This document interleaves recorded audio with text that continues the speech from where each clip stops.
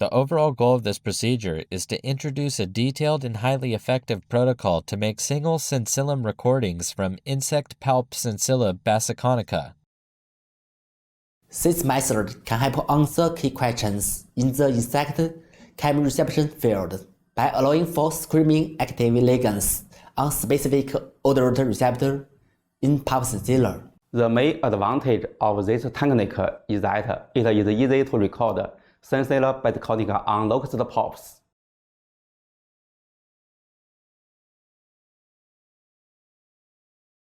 To prepare the tungsten electrodes, first attach a new tungsten wire into a micromanipulator and observe it under 40 times magnification. Now sharpen the wire by delivering 10 volts to it while using a syringe to apply 10% sodium nitrite. Then, reduce the power to 5 volts and over 1 minute repeatedly dip 4 millimeters of the sharpened wire into sodium nitrite solution. When in use, the tip must be fine enough to penetrate the cuticle of a locust palp olfactory sensillum. Next, prepare the stimulus solutions. Dilute each of the chemical stimulus substances in mineral oil.